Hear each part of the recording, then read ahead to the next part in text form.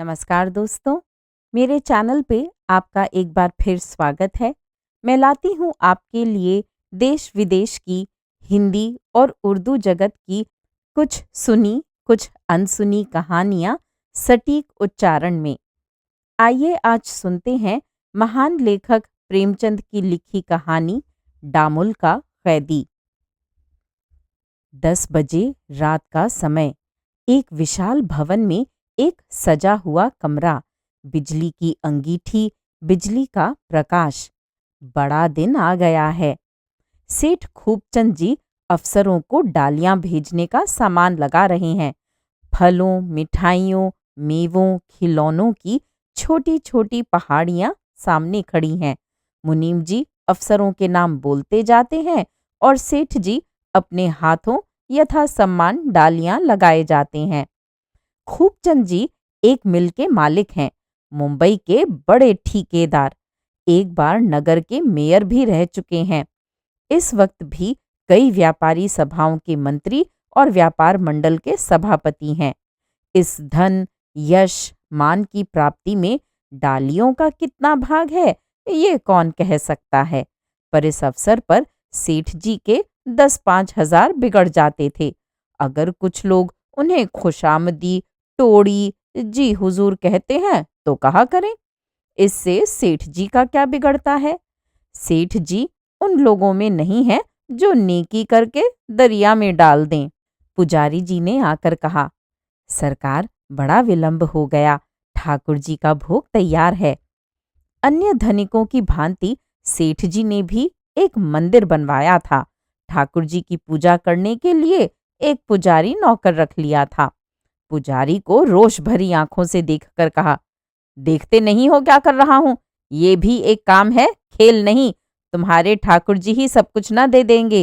पेट भरने पर ही पूजा सूझती है। घंटे आध घंटे की देर हो जाने से ठाकुर जी भूखों ना मर जाएंगे। पुजारी जी अपना सा मुंह लेकर चले गए और सेठ जी फिर डालियां सजाने में मसरूफ हो गए। सेठ जी के जीवन का मुख्य काम धन कमाना था और उसके साधनों की रक्षा करना उनका मुख्य कर्तव्य। उनके सारे व्यवहार इसी सिद्धांत के अधीन थे। मित्रों से इसलिए मिलते थे कि उनसे धनोपार्जन में मदद मिलेगी। मनोरंजन भी करते थे तो व्यापार की दृष्टि से। दान बहुत देते थे, पर उसमें भी यही लक्ष्य सामने रहता था। संध्या और वंदना उनके लिए पुरानी लकीर थी, जिसे पीटते रहने में स्वार्थ सिद्ध होता था, मानो कोई बेकार हो।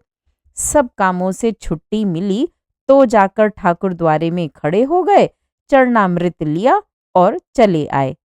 1 घंटे के बाद पुजारी जी फिर सिर पर सवार हो गए। खूबचंद उनका मुंह देखते ही झुंझला उठे। जिस पूजा में तत्काल फायदा होता था, उसमें कोई बार बार विघ्न डाले तो क्यों ना बुरा लगे। बोले, कह दिया भी मुझे फुर्सत नहीं है, खोपड़ी पर सवार हो गए। मैं पूजा का गुलाम नहीं हूं। जब घर में पैसे होते हैं तभी ठाकुर जी की भी पूजा होती है। घर में पैसे ना होंगे तो ठाकुर जी भी पूछने ना आएंगे। पुजारी हताश होकर चला गया और सेठ जी फिर अपने काम में लग गए।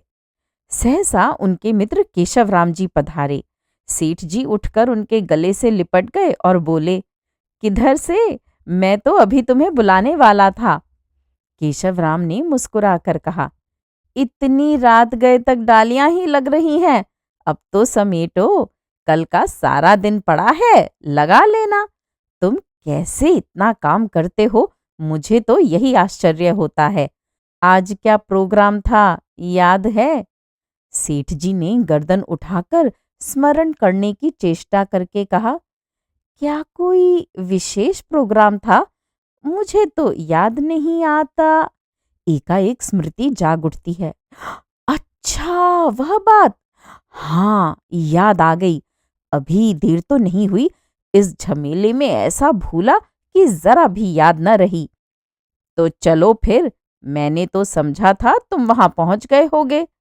मेरे न जाने से लैला नाराज तो नहीं हुई? ये तो वहां चलने पर मालूम होगा। तुम मेरी ओर से क्षमा मांग लेना। मुझे क्या गरज पड़ी है जो आपकी ओर से क्षमा मांगू? वह तो त्योरियां चढ़ाए बैठी थी। कहने लगी, उन्हें मेरी परवाह नहीं तो मुझे भी उनकी परवाह नहीं। मुझे आने ही न देती थी। मैंने शांत तो कर दिया, लेकिन कुछ बहाना करना पड़ेगा। खूबचंद ने आंखें मारकर कहा, मैं कह दूंगा गवर्नर साहब ने जरूरी काम से बुला भेजा था। जी नहीं, वह बहाना यहाँ न चलेगा। कहेंगी तुम मुझसे पूछकर क्यों नहीं गए। वह अपने सामने गवर्नर को समझती ही क्या है। रूप और यौवन बड़ी चीज है भाई साहब, आप नहीं जानते। तो फिर तुम ही बताओ कौन सा बहाना करूं। अजी 20 बहाने हैं। कहना दोपहर से 106 डिग्री का ज्वर था, अभी उठा हूं। दोनों मित्र हंसे और लैला का मुजरा सुनने चले। भाग 2। सेठ खूबचंद की स्वदेशी मिल देश की बहुत बड़ी मिलों में है। जब से स्वदेशी आंदोलन चला है, मिल के माल की खपत दूनी हो गई है। सेठ जी ने कपड़े की दर में 2 आने रुपया बढ़ा दिए हैं, फिर भी बिक्री में कोई कमी नहीं है। लेकिन इधर अनाज कुछ सस्ता हो गया है, इसलिए सेठ जी ने मजूरी घटाने की सूचना दे दी है।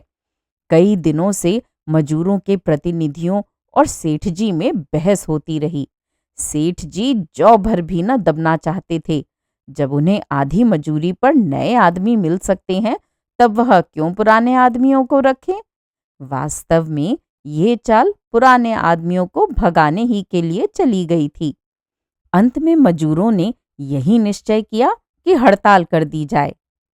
प्रातः काल का समय है। मिल के हाथे में मजूरों की भीड़ लगी हुई है। कुछ लोग चारदीवारी पर बैठे हैं, कुछ जमीन पर, कुछ इधर उधर मटर गश्ती कर रहे हैं। मिल के द्वार पर कांस्टेबलों का पहरा है। मिल में पूरी हड़ताल है। एक युवक को बाहर से आते देखकर सैकड़ों मजूर इधर उधर से दौड़कर उसके चारों ओर जमा हो गए। हरेक पूछ रहा था, सेठ जी ने क्या कहा। ये लंबा दुबला सांवला युवक मजूरों का प्रतिनिधि था। उसकी आकृति में कुछ ऐसी दृढ़ता, कुछ ऐसी निष्ठा, कुछ ऐसी गंभीरता थी कि सभी मजूरों ने उसे नेता मान लिया था। युवक के स्वर में निराशा थी, क्रोध था, आहत सम्मान का रुदन था। कुछ नहीं हुआ, सेठ जी कुछ नहीं सुनते। चारों ओर से आवाजें आईं, तो हम भी उनकी खुशामद नहीं करते। युवक ने फिर कहा, वह मजूरी घटाने पर तुले हुए हैं, चाहे कोई काम करे या न करे। इस मिल से इस साल 10 लाख का फायदा हुआ है। ये हम लोगों ही की मेहनत का फल है, लेकिन फिर भी हमारी मजूरी काटी जा रही है। धनवानों का पेट कभी नहीं भरता। हम निर्बल हैं, निस्सहाय हैं, हमारी कौन सुनेगा। व्यापार मंडल उनकी ओर है, सरकार उनकी ओर है, मिल के हिस्सेदार उनकी ओर हैं। हमारा कौन है। हमारा उद्धार तो भगवान ही करेंगे। एक मजूर बोला, सेठ जी भी तो भगवान के बड़े भगत हैं। युवक ने मुस्कुरा कर कहा, हाँ, बहुत बड़े भक्त हैं। यहाँ किसी ठाकुर द्वारे में उनके ठाकुर द्वारे किसी सजावट नहीं है। कहीं इतना विधि पूर्वक भोग नहीं लगता, कहीं इतने उत्सव नहीं होते, कहीं ऐसी झांकी नहीं बनती। उसी भक्ति का प्रताप है कि आज नगर में इतना सम्मान है। औरों का माल पड़ा सड़ता है, इनका माल गोदाम में नहीं जाने पाता। वही भक्तराज हमारी मजूरी घटा रहे हैं। मिल में अगर घाटा हो तो हम आधी मजूरी पर काम करेंगे, लेकिन जब लाखों का लाभ हो रहा है तो किस नीति से हमारी मजूरी घटाई जा रही है। हम अन्याय नहीं सह सकते। प्रण कर लो कि किसी बाहरी आदमी को मिल में घुसने न देंगे, चाहे वह अपने साथ फौज लेकर ही क्यों न आए। कुछ परवाह नहीं, हमारे ऊपर लाठियां बरसें, गोलियां चलें। एक तरफ से आवाज आई, सेठ जी। सभी पीछे फिर फिर कर सेठ जी की तरफ देखने लगे। सभी के चेहरों पर हवाइयां उड़ने लगीं। कितने ही तो डरकर कांस्टेबलों से मिल के अंदर जाने के लिए चिरौरी करने लगे। कुछ लोग रुई की गांठों की आड़ में जा छिपे। थोड़े से आदमी कुछ सहमे हुए, पर जैसे जान हथेली पर लिए युवक के साथ खड़े रहे। सेठ जी ने मोटर से उतरते हुए कांस्टेबलों को बुलाकर कहा, इन आदमियों को मारकर बाहर निकाल दो इसी दम। मजूरों पर डंडे पड़ने लगे। 10-5 तो गिर पड़े, बाकी अपनी अपनी जान लेकर भागे। वह युवक 2 आदमियों के साथ अभी तक डटा खड़ा था। प्रभुता असहिष्णु होती है। सेठ जी खुद आ जाएं, फिर भी ये लोग सामने खड़े रहें, ये तो खुला हुआ विद्रोह है। ये बेअदबी कौन सह सकता है? जरा इस लौंडे को देखो, देह पर साबित कपड़े भी नहीं है, मगर जमा खड़ा है मानो मैं कुछ हूं ही नहीं। समझता होगा ये मेरा कर ही क्या सकते हैं। सेठ जी ने रिवॉल्वर निकाल लिया और इस समूह के निकट आकर उसे जाने का हुक्म दिया, पर वह समूह अचल खड़ा था। सेठ जी उन्मत्त हो गए। ये हेकड़ी! तुरंत हेड कांस्टेबल को बुलाकर हुक्म दिया, इन आदमियों को गिरफ्तार कर लो। कांस्टेबलों ने तीनों आदमियों को रस्सियों से जकड़ दिया और उन्हें फाटक की ओर ले चले। इनका गिरफ्तार होना था कि 1000 आदमियों का दल रेला मारकर मिल से निकल आया और कैदियों की तरफ लपका। कांस्टेबलों ने देखा बंदूक चलाने पर भी जान न बचेगी, तो मुलजिमों को छोड़ दिया और भाग खड़े हुए। सेठ जी को ऐसा क्रोध आ रहा था कि इन सारे आदमियों को तोप पर उड़वा दें। क्रोध में आत्मरक्षा की भी उन्हें परवाह न थी। कैदियों को सिपाहियों से छुड़ाकर वह जनसमूह सेठ जी की ओर आ रहा था। सेठ जी ने समझा सबके सब मेरी जान लेने आ रहे हैं। अच्छा, ये लौंडा गोपी सभी के आगे है, यही यहां भी इनका नेता बना हुआ है। मेरे सामने कैसा भीगी बिल्ली बना हुआ था, पर यहां सबके आगे आगे आ रहा है। सेठ जी अब भी समझौता कर सकते थे, पर यूं दबकर विद्रोहियों से दान मांगना उन्हें असह्य था।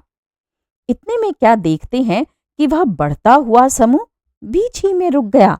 युवक ने उन आदमियों से कुछ सलाह की और तब अकेला सेठ जी की तरफ चला। सेठ जी ने मन में कहा, शायद मुझसे प्राणदान की शर्तें तय करने आ रहा है। सभी ने आपस में यही सलाह की है। जरा देखो कितने निशंक भाव से चला आता है, जैसे कोई विजयी सेनापति हो। ये कांस्टेबल कैसे दुम दबाकर भाग खड़े हुए, लेकिन तुम्हें तो नहीं छोड़ता बचा। जो कुछ होगा देखा जाएगा। जब तक मेरे पास ये रिवॉल्वर है, तुम मेरा क्या कर सकते हो? तुम्हारे सामने तो घुटना न टेकूंगा। युवक समीप आ गया और कुछ बोलना ही चाहता था कि सेठ जी ने रिवॉल्वर निकालकर फायर कर दिया। युवक भूमि पर गिर पड़ा और हाथ पांव फेंकने लगा। उसके गिरते ही मजूरों में उत्तेजना फैल गई। अभी तक उनमें हिंसा भाव न था। वे केवल सेठ जी को ये दिखा देना चाहते थे कि तुम हमारी मजूरी काटकर शांत नहीं बैठ सकते। किंतु हिंसा ने हिंसा को उद्दीप्त कर दिया। सेठ जी ने देखा प्राण संकट में है और समतल भूमि पर रिवॉल्वर से भी देर तक प्राण रक्षा नहीं कर सकते, पर भागने का कहीं स्थान न था। जब कुछ न सूझा तो वह रुई की गांठ पर चढ़ गए और रिवॉल्वर दिखा दिखा कर नीचे वालों को ऊपर चढ़ने से रोकने लगे। नीचे 500-600 आदमियों का घेरा था। ऊपर सेठ जी अकेले रिवॉल्वर लिए खड़े थे। कहीं से कोई मदद नहीं आ रही है और प्रतिक्षण प्राणों की आशा क्षीण होती जा रही है। कांस्टेबलों ने भी अफसरों को यहाँ की परिस्थिति नहीं बतलाई, नहीं तो क्या अब तक कोई ना आता? केवल 5 गोलियों से कब तक जान बचेगी? एक क्षण में ये सब समाप्त हो जाएंगी। भूल हुई, मुझे बंदूक और कारतूस लेकर आना चाहिए था। फिर देखता इनकी बहादुरी, एक एक को भून कर रख देता। मगर क्या जानता था कि यहाँ इतनी भयंकर परिस्थिति आ खड़ी होगी। नीचे के एक आदमी ने कहा, लगा दो गांठों में आग, निकालो तो एक माचिस। रुई से धन कमाया है, रुई की चिता पर जले। तुरंत एक आदमी ने जेब से दिया सलाई निकाली और आग लगाना ही चाहता था कि सहसा वही जख्मी युवक पीछे से आकर सामने हो गया। उसके पांव में पट्टी बंधी हुई थी, फिर भी रक्त बह रहा था। उसका मुख पीला पड़ गया था और उसके तनाव से मालूम होता था कि युवक को असह्य वेदना हो रही है। उसे देखते ही लोगों ने चारों तरफ से आकर घेर लिया। उस हिंसा के उन्माद में भी अपने नेता को जीता जागता देखकर उनके हर्ष की सीमा न रही। जय घोष से आकाश गूंज उठा। गोपीनाथ की जय! जख्मी गोपीनाथ ने हाथ उठाकर समूह को शांत हो जाने का संकेत करके कहा, भाइयों, मैं तुमसे एक शब्द कहने आया हूं। कह नहीं सकता बचूंगा या नहीं। संभव है तुमसे ये मेरा अंतिम निवेदन हो। तुम क्या करने जा रहे हो? दरिद्र में नारायण का निवास है, क्या इसे मिथ्या करना चाहते हो? धनी को अपने धन का मद हो सकता है, तुम्हें किस बात का अभिमान है? तुम्हारे झोपड़ों में क्रोध और अहंकार के लिए कहाँ स्थान है? मैं तुमसे हाथ जोड़कर कहता हूँ, सब लोग यहाँ से हट जाओ। अगर तुम्हें मुझसे कुछ स्नेह है, अगर मैंने तुम्हारी कुछ सेवा की है, तो अपने घर जाओ और सेठ जी को घर जाने दो। चारों तरफ से आपत्तिजनक आवाजें आने लगीं, लेकिन गोपीनाथ का विरोध करने का साहस किसी में न हुआ। धीरे धीरे लोग यहाँ से हट गए। मैदान साफ हो गया तो गोपीनाथ ने विनम्र भाव से सेठ जी से कहा, सरकार, अब आप चले जाएं। मैं जानता हूं आपने मुझे धोखे से मारा। मैं केवल यही कहने आपके पास आ रहा था जो अब कह रहा हूं। मेरा दुर्भाग्य था कि आपको भ्रम हुआ। ईश्वर की यही इच्छा थी। सेठ जी को गोपीनाथ पर कुछ श्रद्धा होने लगी है। नीचे उतरने में कुछ शंका अवश्य है, पर ऊपर भी तो प्राण बचने की कोई आशा नहीं है। वह इधर उधर सशंक नेत्रों से ताकते हुए उतरते हैं। जनसमूह कुछ 10 गज के अंतर पर खड़ा हुआ है। प्रत्येक मनुष्य की आंखों में विद्रोह और हिंसा भरी हुई है। कुछ लोग दबी जबान से पर सेठ जी को सुनाकर अशिष्ट आलोचनाएं कर रहे हैं, पर किसी में इतना साहस नहीं है कि उनके सामने आ सके। उस मरते हुए युवक के आदेश में इतनी शक्ति है। सेठ जी मोटर पर बैठकर चले ही थे कि गोपी जमीन पर गिर पड़ा। भाग 3। सेठ जी की मोटर जितनी तेजी से जा रही थी, उतनी ही तेजी से उनकी आंखों के सामने आहत गोपी का छाया चित्र भी दौड़ रहा था। भांति भांति की कल्पनाएं मन में आने लगीं। अपराधी भावनाएं चित्त को आंदोलित करने लगीं। अगर गोपी उनका शत्रु था तो उसने क्यों उनकी जान बचाई? ऐसी दशा में जब वह स्वयं मृत्यु के पंजे में था। इसका उनके पास कोई जवाब न था। निरपराध गोपी जैसे हाथ बांधे उनके सामने खड़ा कह रहा था, आपने मुझ बेगुनाह को क्यों मारा? भोग लिप्सा आदमी को स्वार्थांध बना देती है। फिर भी सेठ जी की आत्मा अभी इतनी अभ्यस्त और कठोर न हुई थी कि एक निरपराध की हत्या करके उन्हें ग्लानि न होती। वह 100 युक्तियों से मन को समझाते थे, लेकिन न्याय बुद्धि किसी युक्ति को स्वीकार न करती थी। जैसे ये धारणा उनके न्याय द्वार पर बैठी सत्याग्रह कर रही थी और वरदान लेकर ही टलेगी। वह घर पहुंचे तो इतने दुखी और हताश थे मानो हाथों में हथकड़ियां पड़ी हों। प्रमिला ने घबराई हुई आवाज में पूछा, हड़ताल का क्या हुआ? अभी हो रही है या बंद हो गई? मजूरों ने दंगा फसाद तो नहीं किया? मैं तो बहुत डर रही थी। खूबचंद ने आराम कुर्सी पर लेटकर एक लंबी सांस ली और बोले, कुछ न पूछो, किसी तरह जान बच गई, बस यही समझ लो। पुलिस के आदमी तो भाग खड़े हुए, मुझे लोगों ने घेर लिया। बारे किसी तरह जान लेकर भागा। जब मैं चारों तरफ से घिर गया तो क्या करता? मैंने भी रिवॉल्वर छोड़ दिया। प्रमिला भयभीत होकर बोली, कोई जख्मी तो नहीं हुआ?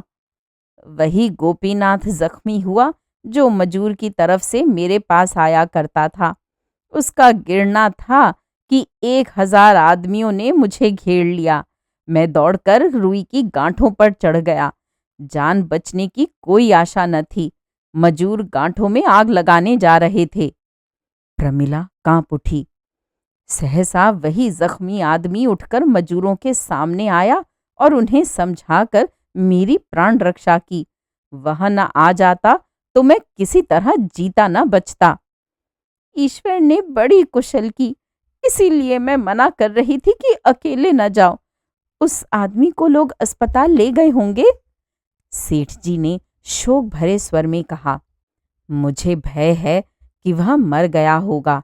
जब मैं मोटर पर बैठा तो मैंने देखा वह गिर पड़ा और बहुत से आदमी उसे घेर कर खड़े हो गए। न जाने उसकी क्या दशा हुई। प्रमिला उन देवियों में थी जिनकी नसों में रक्त की जगह श्रद्धा बहती है। स्नान, पूजा, तप और व्रत यही उनके जीवन के आधार थे। सुख में, दुख में, आराम में उपासना ही उसकी कवच थी। इस समय भी उस पर संकट आ पड़ा। ईश्वर के सिवा कौन उसका उद्धार करेगा।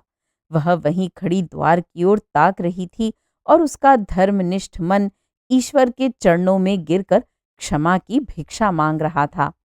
सेठ जी बोले, वह मजूर उस जन्म का कोई महान पुरुष था।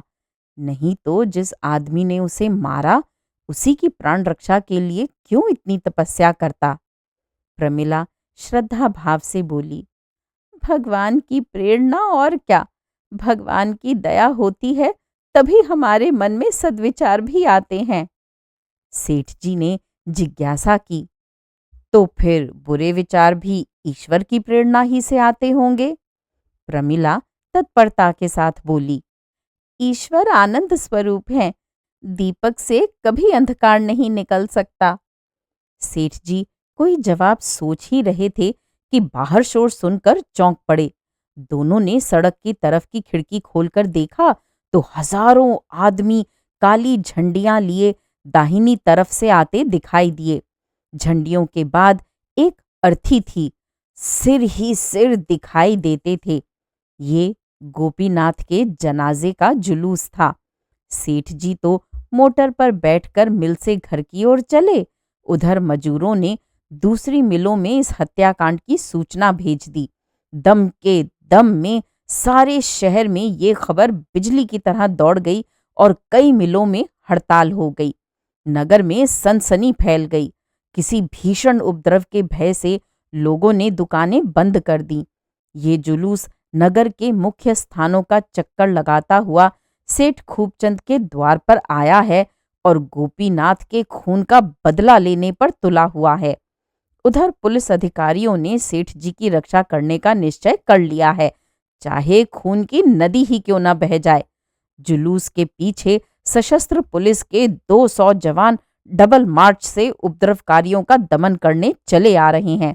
सेठ जी अभी अपने कर्तव्य का निश्चय न कर पाए कि विद्रोहियों ने कोठी के दफ्तर में घुसकर लेन देन के बही खातों को जलाना और तिजोरियों को तोड़ना शुरू कर दिया।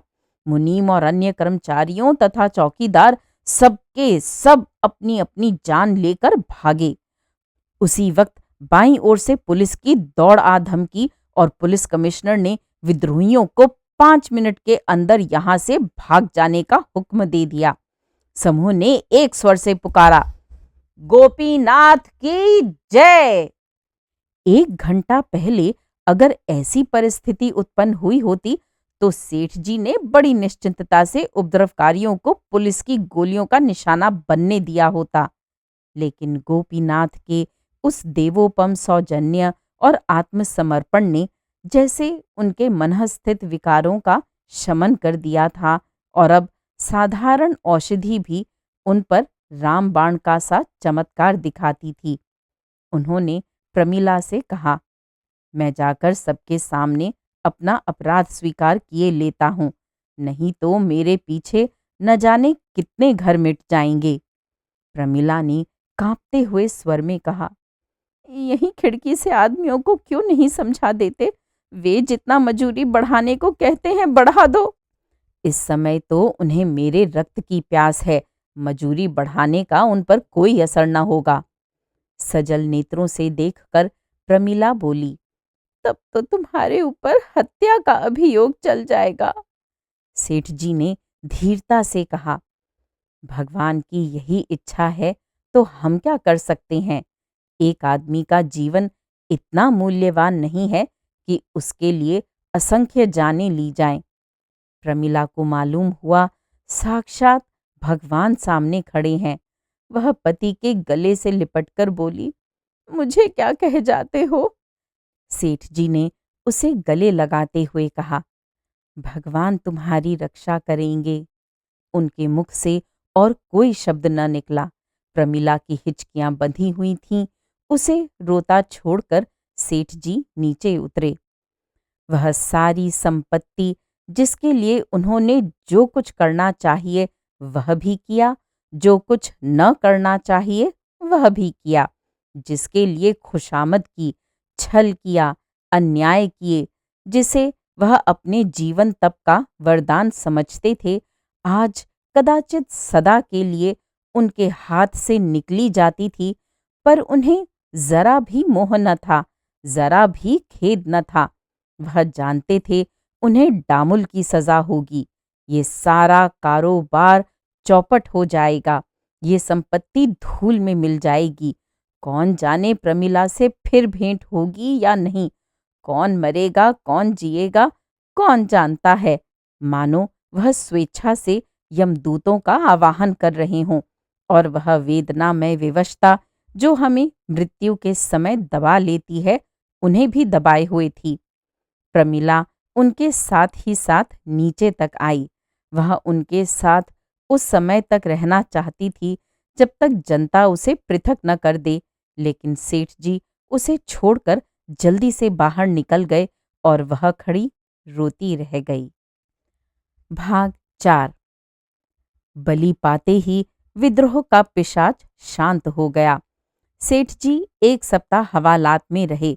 फिर उन पर अभियोग चलने लगा। बंबई के सबसे नामी बैरिस्टर गोपी की तरफ से पैरवी कर रहे थे। मजूरों ने चंदे से अपार धन एकत्र किया था और यहाँ तक तुले हुए थे कि अगर अदालत से सेठ जी बरी भी हो जाए तो उनकी हत्या कर दी जाए। नित्य इजलास में कई हजार कुली जमा रहते। अभियोग सिद्ध ही था। मुलजिम ने अपना अपराध स्वीकार कर लिया था।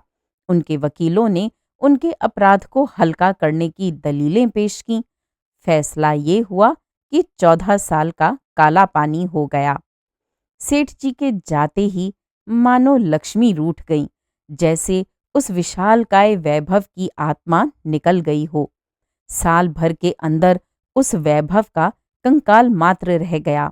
मिल तो पहले ही बंद हो चुकी थी। लेना देना चुकाने पर कुछ न बचा। यहाँ तक कि रहने का घर भी हाथ से निकल गया। प्रमिला के पास लाखों के आभूषण थे। वह चाहती तो उन्हें सुरक्षित रख सकती थी, पर त्याग की धुन में उन्हें भी निकाल फेंका।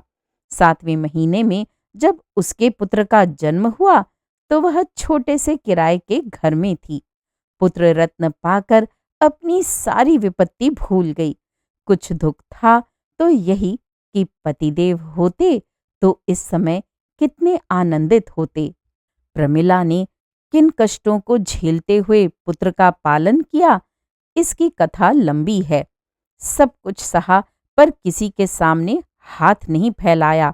जिस तत्परता से उसने देने चुकाए थे उनसे लोगों की उस पर भक्ति हो गई थी। कई सज्जन तो उसे कुछ मासिक सहायता देने पर तैयार थे, लेकिन प्रमिला ने किसी का एहसान न लिया।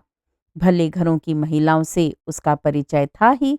वह घरों में स्वदेशी वस्तुओं का प्रचार करके गुजर भर को कमा लेती थी। जब तक बच्चा दूध पीता था उसे अपने काम में बड़ी कठिनाई पड़ी, लेकिन दूध छुड़ा देने के बाद वह बच्चे को दाई को सौंपकर आप काम करने चली जाती थी। दिन भर के कठिन परिश्रम के बाद जब वह संध्या समय घर आकर बालक को गोद में उठा लेती तो उसका मन हर्ष से उन्मत्त होकर पति के पास उड़ जाता, जो न जाने किस दशा में काले कोसों पर पड़ा था। उसे अपनी संपत्ति के लुट जाने का लेश मात्र भी दुख नहीं है। उसे केवल इतनी ही लालसा है कि स्वामी कुशल से लौट आवें और बालक को देखकर अपनी आंखें शीतल करें। फिर तो वह इस दरिद्रता में भी सुखी और संतुष्ट रहेगी। वह नित्य ईश्वर के चरणों में सिर झुकाकर स्वामी के लिए प्रार्थना करती है। उसे विश्वास है ईश्वर जो कुछ करेंगे उससे उनका कल्याण ही होगा। ईश्वर वंदना में वह अलौकिक धैर्य, साहस और जीवन का आभास पाती है। प्रार्थना ही अब उसकी आशाओं का आधार है। भाग 5। 15 साल की विपत्ति के दिन आशा की छांव में कट गए। संध्या का समय है। किशोर कृष्णचंद्र अपनी माता के पास मनमारे बैठा हुआ है। वह माँ बाप दोनों में से एक को भी नहीं पड़ा। प्रमिला ने पूछा, क्यों बेटा, तुम्हारी परीक्षा तो समाप्त हो गई? बालक ने गिरे हुए मन से जवाब दिया, हाँ अम्मा, हो गई, लेकिन मेरे पर्चे अच्छे नहीं हुए। मेरा मन पढ़ने में नहीं लगता है। ये कहते कहते उसकी आंखें डबडबा आईं। प्रमिला ने स्नेह भरे स्वर में कहा, ये तो अच्छी बात नहीं है बेटा, तुम्हें पढ़ने में मन लगाना चाहिए। बालक सजल नेत्रों से माता को देखता हुआ बोला, मुझे बार बार पिताजी की याद आती रहती है। वह तो अब बहुत बूढ़े हो गए होंगे। मैं सोचा करता हूँ कि वह आएंगे तो तन मन से उनकी सेवा करूँगा। इतना बड़ा उत्सर्ग किसने किया होगा अम्मा? उस पर लोग उन्हें निर्दयी कहते हैं। मैंने गोपीनाथ के बाल बच्चों का पता लगा लिया अम्मा। उनकी घरवाली है, माता है और एक लड़की है जो मुझसे 2 साल बड़ी है। माँ बेटी दोनों उसी मिल में काम करती हैं। दादी बहुत बूढ़ी हो गई है। प्रमिला ने विस्मित होकर कहा, तुझे उनका पता कैसे चला बेटा? कृष्णचंद्र प्रसन्नचित्त होकर बोला, मैं आज उस मिल में चला गया था। मैं उस स्थान को देखना चाहता था जहां मजूरों ने पिताजी को घेरा था, और वह स्थान भी जहां गोपीनाथ गोली खाकर गिरा था। पर उन दोनों में एक स्थान भी न रहा। वहां इमारतें बन गई हैं। मिल का काम बड़े जोर से चल रहा है। मुझे देखते ही बहुत से आदमियों ने मुझे घेर लिया। सब यही कहते थे कि तुम तो भैया गोपीनाथ का रूप धरकर आए हो। मजदूरों ने वहां गोपीनाथ की एक तस्वीर लटका रखी है। उसे देखकर चकित हो गया अम्मा, जैसे मेरी ही तस्वीर हो, केवल मूंछों का अंतर है। जब मैंने गोपी की स्त्री के बारे में पूछा तो एक आदमी दौड़कर उसकी स्त्री को बुला लाया। वह मुझे देखते ही रोने लगी और न जाने क्यों मुझे भी रोना आ गया। बेचारी स्त्रियां बड़े कष्ट में हैं। मुझे तो उनके ऊपर ऐसी दया आती है कि उनकी कुछ मदद करूं। प्रमिला को शंका हुई, लड़का इन झगड़ों में पड़कर पढ़ना न छोड़ बैठे। बोली, अभी तुम उनकी क्या मदद कर सकते हो बेटा? धन होता तो कहती 10-5 रुपये महीना दे दिया करो, लेकिन घर का हाल तो तुम जानते ही हो। अभी मन लगाकर पढ़ो, जब तुम्हारे पिताजी आ जाएं तो जो इच्छा हो वह करना। कृष्णचंद्र ने उस समय कोई जवाब न दिया, लेकिन आज से उसका नियम हो गया कि स्कूल से लौटकर एक बार गोपी के परिवार को देखने अवश्य जाता। प्रमिला उसे जेब खर्च के लिए जो पैसे देती उसे उन अनाथों ही पर खर्च करता। कभी कुछ फल ले लिए, कभी शाक भाजी ले ली। एक दिन कृष्णचंद्र को घर आने में देर हुई तो प्रमिला बहुत घबराई। पता लगाती हुई विधवा के घर पर पहुंची तो देखा एक तंग गली में एक सीले सड़े हुए मकान में गोपी की स्त्री एक खाट पर पड़ी है और कृष्णचंद्र खड़ा उसे पंखा झल रहा है। माता को देखते ही बोला, मैं अभी घर न जाऊंगा अम्मा। देखो काकी कितनी बीमार है। दादी को कुछ सूझता नहीं, बिन्नी खाना पका रही है। इनके पास कौन बैठे? प्रमिला ने खिन्न होकर कहा, अब तो अंधेरा हो गया, तुम यहाँ कब तक बैठे रहोगे? अकेला घर मुझे भी तो अच्छा नहीं लगता। इस वक्त चलो, सवेरे फिर आ जाना। रोगिणी ने प्रमिला की आवाज सुनकर आंखें खोल दी और मंद स्वर में बोली, आओ माताजी, बैठो। मैं तो भैया से कह रही थी देर हो रही है, अब घर जाओ, पर यह गए ही नहीं। मुझ भागिनी पर इन्हें न जाने क्यों इतनी दया आती है। अपना लड़का भी इससे अधिक मेरी सेवा न कर सकता। चारों तरफ से दुर्गंध आ रही थी। उमस ऐसी थी कि दम घुटा जाता था। उस बिल में हवा किधर से आती? पर कृष्णचंद्र ऐसा प्रसन्न था मानो कोई परदेशी चारों ओर से ठोकरें खाकर अपने घर में आ गया हो। प्रमिला ने इधर उधर निगाह दौड़ाई तो एक दीवार पर उसे एक तस्वीर दिखाई दी। उसके समीप जाकर उसे देखा तो उसकी छाती धक से हो गई। बेटे की ओर देखकर बोली, तूने ये चित्र कब खिंचवाया बेटा? कृष्णचंद्र मुस्कुराकर बोला, ये मेरा चित्र नहीं है अम्मा, गोपीनाथ का चित्र है। प्रमिला ने अविश्वास से कहा, चल झूठा कहीं का। रोगिणी ने कातर भाव से कहा, नहीं अम्मा जी, वह मेरे आदमी ही का चित्र है। भगवान की लीला कोई नहीं जानता, पर भैया की सूरत इतनी मिलती है कि मुझे अचरज होता है। जब मेरा ब्याह हुआ था तब उनकी यही उम्र थी और सूरत भी बिल्कुल यही। यही हंसी थी, यही बातचीत और यही स्वभाव। क्या रहस्य है मेरी समझ में नहीं आता। माताजी, जब से ये आने लगे हैं कह नहीं सकती मेरा जीवन कितना सुखी हो गया। इस मोहल्ले में सब हमारे ही जैसे मजदूर रहते हैं। इन सबों के साथ ये लड़कों की तरह रहते हैं। सब इन्हें देखकर निहाल हो जाते हैं। प्रमिला ने कोई जवाब न दिया। उसके मन पर एक अव्यक्त शंका छाई थी, मानो उसने कोई बुरा सपना देखा हो। उसके मन में बार बार एक प्रश्न उठ रहा था जिसकी कल्पना ही से उसके रोए खड़े हो जाते थे। सहसा उसने कृष्णचंद्र का हाथ पकड़ लिया और बलपूर्वक खींचती हुई द्वार की ओर चली, मानो कोई उसे उसके हाथों से छीन लिए जाता हो। रोगिणी ने केवल इतना कहा, माताजी, कभी कभी भैया को मेरे पास आने दिया करना, नहीं तो मैं मर जाऊंगी। भाग 6। 15 साल के बाद भूतपूर्व सेठ खूबचंद अपने नगर के स्टेशन पर पहुंचे। हरा भरा वृक्ष ठूंठ होकर रह गया था। चेहरे पर झुर्रियां पड़ी हुई, सिर के बाल सन, दाढ़ी जंगल की तरह बड़ी हुई, दांतों का कहीं नाम नहीं, कमर झुकी हुई। ठूंठ को देखकर कौन पहचान सकता है कि ये वही वृक्ष है जो फल फूल और पत्तियों से लदा रहता था, जिस पर पक्षी कलरव करते रहते थे। स्टेशन के बाहर निकलकर वह सोचने लगे, कहाँ जाएं? अपना नाम लेते लज्जा आती थी। किससे पूछें, प्रमिला जीती है या मर गई? अगर है तो कहाँ है? उन्हें देख वह प्रसन्न होगी या उनकी उपेक्षा करेगी? प्रमिला का पता लगाने में ज्यादा देर न लगी। खूबचंद की कोठी अभी तक खूबचंद की कोठी कहलाती थी। दुनिया कानून के उलटफेर क्या जाने। अपनी कोठी के सामने पहुंचकर उन्होंने एक तंबोली से पूछा, क्यों भैया, यही तो सेठ खूबचंद की कोठी है?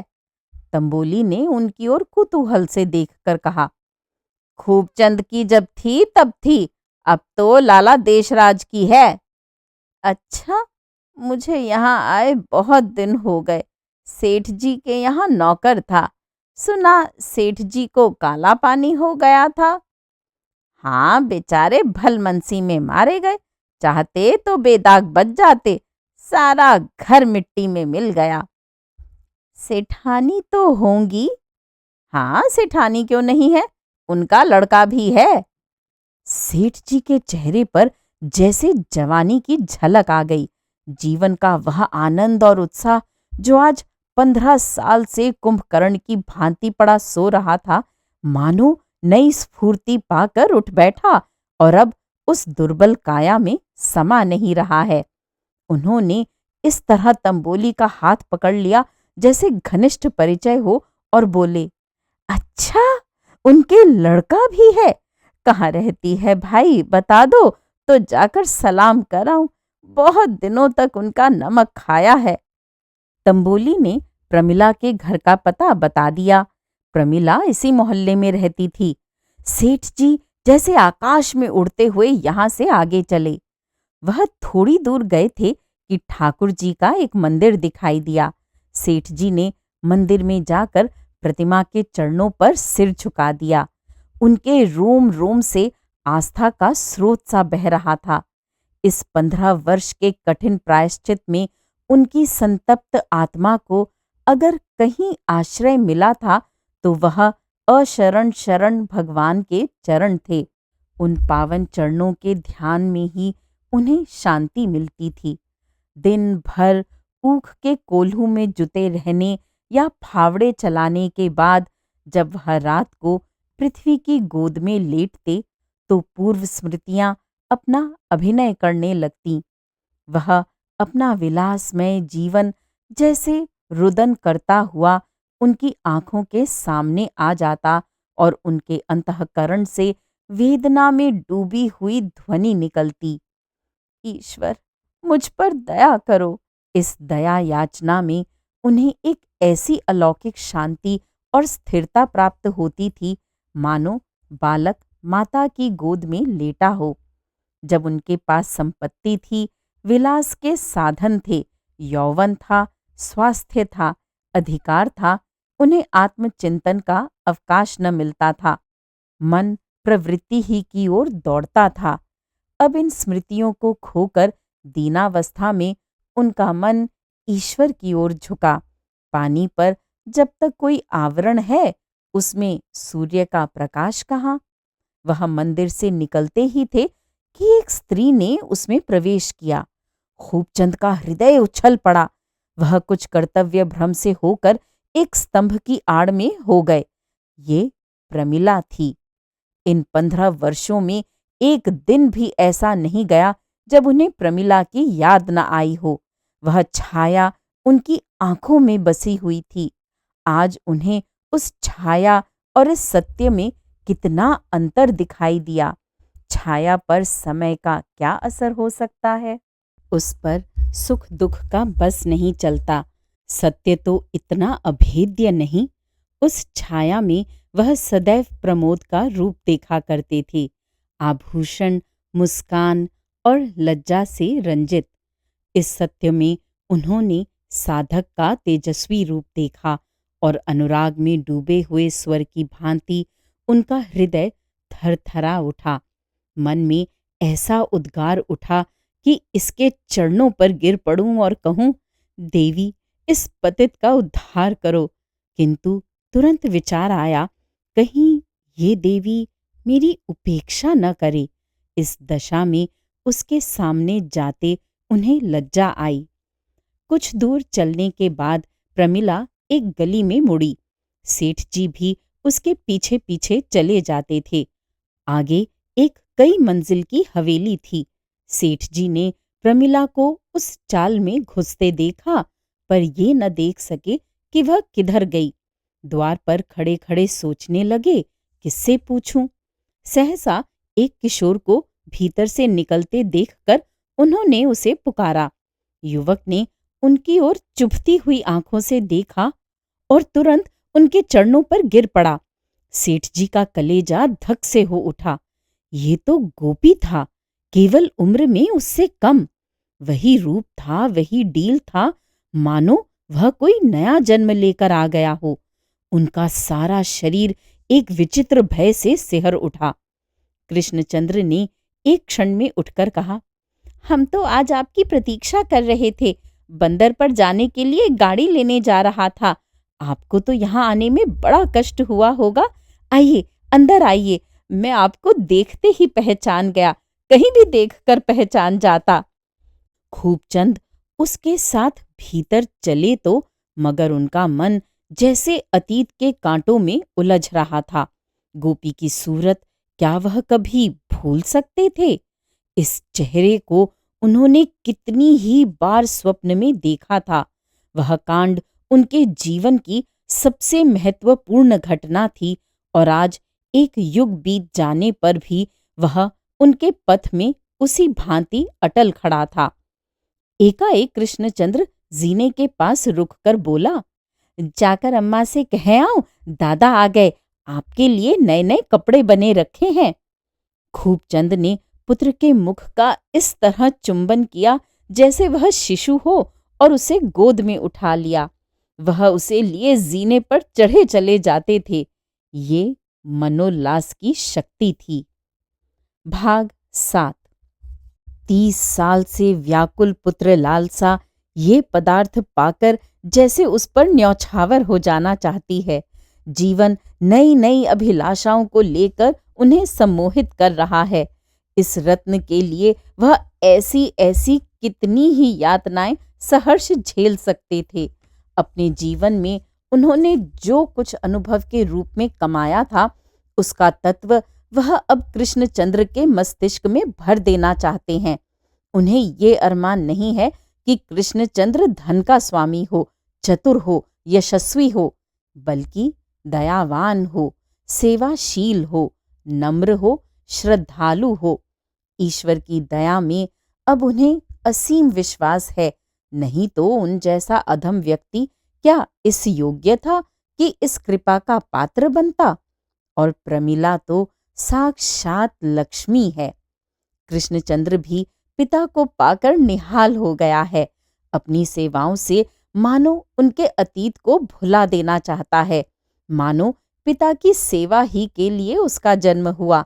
मानो वह पूर्व जन्म का कोई ऋण चुकाने के लिए ही संसार में आया है। आज सेठ जी को आए 7वां दिन है। संध्या का समय है। सेठ जी संध्या करने जा रहे हैं कि गोपीनाथ की लड़की बिन्नी ने आकर प्रमिला से कहा, माताजी, अम्मा का जी अच्छा नहीं है, भैया को बुला रही हैं।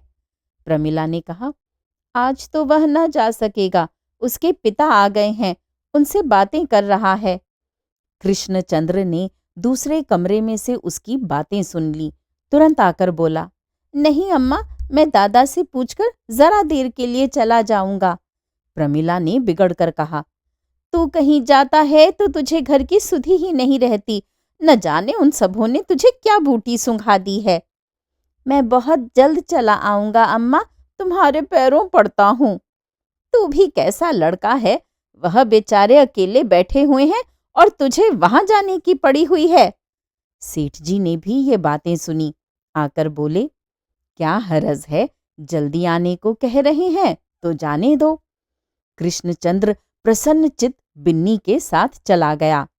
एक क्षण के बाद प्रमिला ने कहा, जब से मैंने गोपी की तस्वीर देखी है, मुझे नित्य शंका बनी रहती है कि न जाने भगवान क्या करने वाले हैं। बस यही मालूम होता है।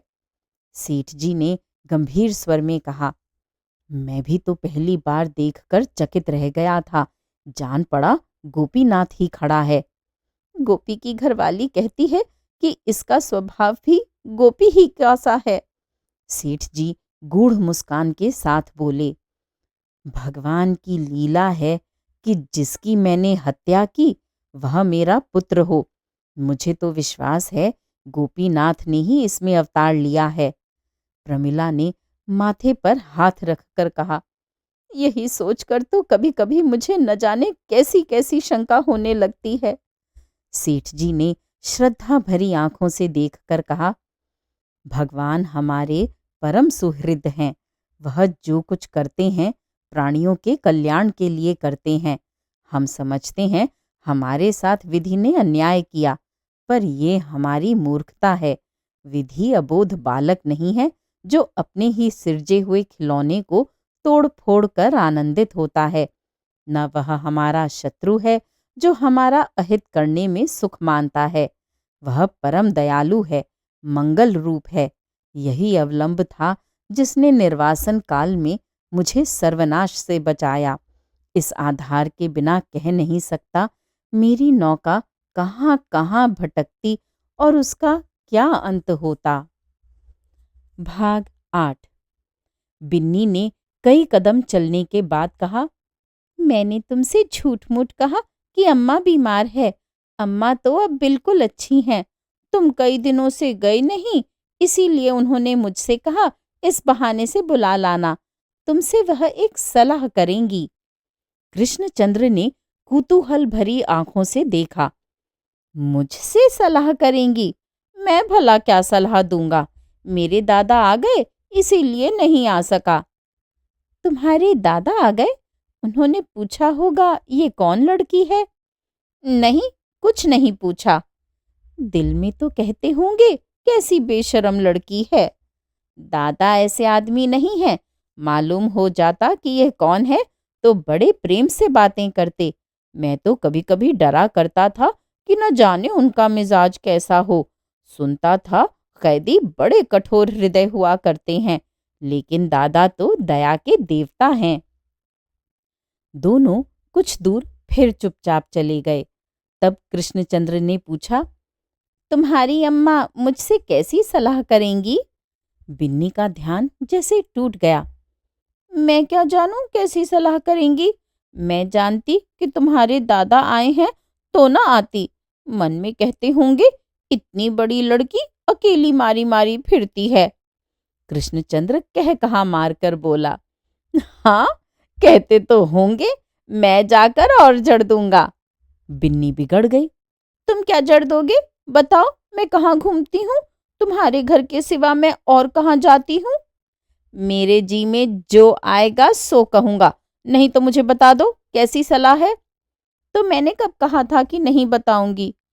कल हमारे मिल में फिर हड़ताल होने वाली है।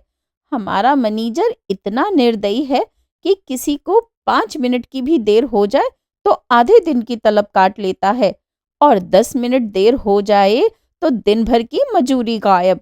कई बार सबों ने जाकर उससे कहा सुना, मगर मानता ही नहीं।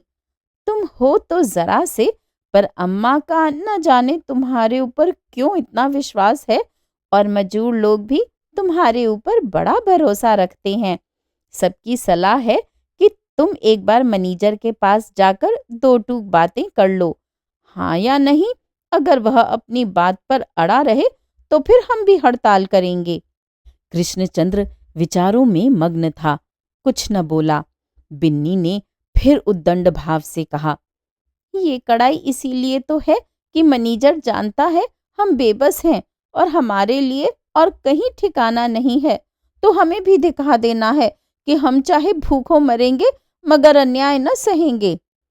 कृष्णचंद्र ने कहा, उपद्रव हो गया तो गोलियां चलेंगी। तो चलने दो, हमारे दादा मर गए तो क्या हम लोग जिए नहीं? दोनों घर पहुंचे तो वहां द्वार पर बहुत से मजदूर जमा थे और इसी विषय पर बातें हो रही थीं। कृष्णचंद्र को देखते ही सबों ने चिल्लाकर कहा, लो भैया आ गए। भाग 9। वही मिल है जहां सेठ खूबचंद ने गोलियां चलाई थीं। आज उन्हीं का पुत्र मजदूरों का नेता बना हुआ गोलियों के सामने खड़ा है। कृष्णचंद्र और मैनेजर में बातें हो चुकी। मैनेजर ने नियमों को नर्म करना स्वीकार न किया। हड़ताल की घोषणा कर दी गई। आज हड़ताल है। मजदूर मिल के हाथे में जमा है और मैनेजर ने मिल की रक्षा के लिए फौजी गारद बुला लिया है। मिल के मजदूर उपद्रव नहीं करना चाहते थे। हड़ताल केवल उनके असंतोष का प्रदर्शन थी, लेकिन फौजी गारद देखकर मजदूरों को भी जोश आ गया। दोनों तरफ से तैयारी हो गई है। एक ओर गोलियां हैं, दूसरी ओर ईंट पत्थर के टुकड़े। युवक कृष्णचंद्र ने कहा, आप लोग तैयार हैं? हमें मिलके अंदर जाना है, चाहे सब मार डाले जाएं। बहुत सी आवाजें आईं। सब तैयार हैं। जिसके बाल बच्चे हों वह अपने घर चले जाएं। बिन्नी पीछे खड़ी खड़ी बोली, बाल बच्चे सबकी रक्षा भगवान करता है। कई मजदूर घर लौटने का विचार कर रहे थे।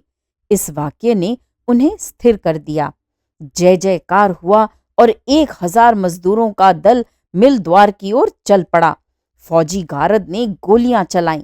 सबसे पहले कृष्णचंद्र, फिर और कई आदमी गिर पड़े। लोगों के पांव उखड़ने लगे। उसी वक्त खूबचंद नंगे सिर नंगे पांव हाथे में पहुंचे और कृष्णचंद्र को गिरते देखा। परिस्थिति उन्हें घर ही पर मालूम हो गई थी। उन्होंने उन्मत्त होकर कहा, कृष्णचंद्र की जय, और दौड़कर आहत युवक को कंठ से लगा लिया। मजदूरों में एक अद्भुत साहस और धैर्य का संचार हुआ। खूबचंद, इस नाम ने जादू का काम किया। इस 15 साल में खूबचंद ने शहीद का ऊंचा पद प्राप्त कर लिया था। उन्हीं का पुत्र आज मजदूरों का नेता है। धन्य है भगवान की लीला। सेठ जी ने पुत्र की लाश को जमीन पर लिटा दिया और अविचलित भाव से बोले, भाइयों, ये लड़का मेरा पुत्र था। मैं 15 साल डामुल काट कर लौटा तो भगवान की कृपा से मुझे इसके दर्शन हुए। आज 8वां दिन है।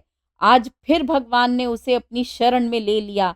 वह भी उन्हीं की कृपा थी, ये भी उन्हीं की कृपा है। मैं जो मूर्ख अज्ञानी तब था, वही अब भी हूं। हाँ, इस बात का मुझे गर्व है कि भगवान ने मुझे ऐसा वीर बालक दिया। अब आप लोग मुझे बधाइयां दें। किसे ऐसी वीर गति मिलती है? अन्याय के सामने जो छाती खोलकर खड़ा हो जाए, वही तो सच्चा वीर है। इसलिए बोलिए, कृष्णचंद्र की जय। 1000 गलों से जय ध्वनि निकली और उसी के साथ सबके सब हल्ला मारकर दफ्तर के अंदर घुस गए। भारत के जवानों ने एक बंदूक भी न चलाई। इस विलक्षण कांड ने इन्हें स्तंभित कर दिया था। मैनेजर ने पिस्तौल उठा ली और खड़ा हो गया। देखा तो सामने सेठ खूबचंद। लज्जित होकर बोला, मुझे बड़ा दुख है कि आज दैव गति से ऐसी दुर्घटना हो गई, पर आप खुद समझ सकते हैं क्या कर सकता था। सेठ जी ने शांत स्वर में कहा, ईश्वर जो कुछ करता है हमारे कल्याण के लिए करता है। अगर इस बलिदान से मजदूरों का कुछ हित हो तो मुझे जरा भी खेद न होगा। मैनेजर सम्मान भरे स्वर में बोला, लेकिन इस धारणा से तो आदमी को संतोष नहीं होता। ज्ञानियों का भी मन चंचल हो ही जाता है। सेठ जी ने इस प्रसंग का अंत कर देने के इरादे से कहा, तो अब आप क्या निश्चय कर रहे हैं? मैनेजर सकुचाता हुआ बोला, मैं इस विषय में स्वतंत्र नहीं हूं। स्वामियों की जो आज्ञा थी उसका मैं पालन कर रहा था। सेठ जी कठोर स्वर में बोले, अगर आप समझते हैं कि मजदूरों के साथ अन्याय हो रहा है तो आपका धर्म है कि उनका पक्ष लीजिए। अन्याय में सहयोग करना अन्याय करने के ही समान है। एक तरफ तो मजदूर लोग कृष्णचंद्र के दाह संस्कार का आयोजन कर रहे थे, दूसरी तरफ दफ्तर में मिल के डायरेक्टर और मैनेजर सेठ खूबचंद के साथ बैठे कोई ऐसी व्यवस्था सोच रहे थे कि मजदूरों के प्रति इस अन्याय का अंत हो जाए।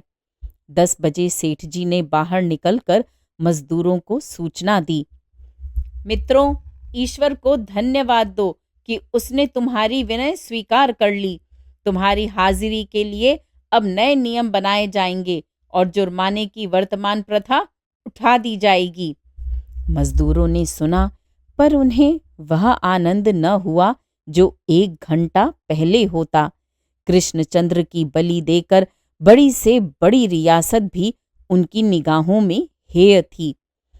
अभी अर्थी न उठने पाई थी कि प्रमिला लाल आंखें किए उन्मत्त सी दौड़ी आई और उस देह से चिमट गई जिसे उसने अपने उदर से जन्म दिया और अपने रक्त से पाला था। चारों तरफ हाहाकार मच गया। मजदूर और मालिक, ऐसा कोई नहीं था जिसकी आंखों से आंसुओं की धारा न निकल रही हो। सेठ जी ने समीप जाकर प्रमिला के कंधे पर हाथ रखा और बोले, क्या करती हो प्रमिला? जिसकी मृत्यु पर हंसना और ईश्वर को धन्यवाद देना चाहिए, उसकी मृत्यु पर रोती हो? प्रमिला उसी तरह शव को हृदय से लगाए पड़ी रही। जिस निधि को पाकर उसने विपत्ति को संपत्ति समझा था, पति वियोग से अंधकारमय जीवन में जिस दीपक से आशा, धैर्य और अवलंब पा रही थी, वह दीपक बुझ गया था। जिस विभूति को पाकर ईश्वर की निष्ठा और भक्ति उसके रोम रोम में व्याप्त हो गई थी, वह विभूति उससे छीन ली गई थी। सहसा उसने पति को अस्थिर नेत्रों से देखकर कहा, तुम समझते होगे, ईश्वर जो कुछ करता है हमारे कल्याण के लिए ही करता है। मैं ऐसा नहीं समझती, समझ ही नहीं सकती। कैसे समझूं? हाय मेरे लाल, मेरे लाडले, मेरे राजा, मेरे सूर्य, मेरे चंद्र, मेरे जीवन के आधार, मेरे सर्वस्व। तुझे खोकर कैसे चित्त को शांत रखूं, जिसे गोद में देखकर मैंने अपने भाग्य को धन्य माना था, उसे आज धरती पर पड़ा देखकर हृदय को कैसे संभालूं? नहीं मानता, हाय नहीं मानता। ये कहते हुए उसने जोर से छाती पीट ली। उसी रात को शोकातुर माता संसार से प्रस्थान कर गई। पक्षी अपने बच्चे की खोज में पिंजरे से निकल गया। भाग 10। 3 साल बीत गए। श्रमजीवियों के मोहल्ले में आज कृष्ण अष्टमी का उत्सव है। उन्होंने आपस में चंदा करके एक मंदिर बनवाया है। मंदिर आकार में तो बहुत सुंदर और विशाल नहीं, पर जितनी भक्ति से यहाँ सिर झुकते हैं, वह बात इससे कहीं विशाल मंदिरों को प्राप्त नहीं। यहाँ लोग अपनी संपत्ति का प्रदर्शन करने नहीं, बल्कि अपनी श्रद्धा की भेंट देने आते हैं। मजदूर स्त्रियां गा रही हैं, बालक दौड़ दौड़ कर छोटे मोटे काम कर रहे हैं और पुरुष झांकी के बनाव श्रृंगार में लगे हुए हैं। उसी वक्त सेठ खूबचंद आए। स्त्रियां और बालक उन्हें देखते ही चारों ओर से दौड़कर जमा हो गए। ये मंदिर उन्हीं के सत उद्योग का फल है। मजदूर परिवारों की सेवा ही अब उनके जीवन का उद्देश्य है। उनका छोटा सा परिवार अब विराट रूप हो गया है। उनके सुख को वह अपना सुख और उनके दुख को अपना दुख मानते हैं। मजदूरों में शराब, जुए और दुराचरण की वह कसरत नहीं रही। सेठ जी की सहायता, सत्संग और सद्व्यवहार पशुओं को मनुष्य बना रहा है।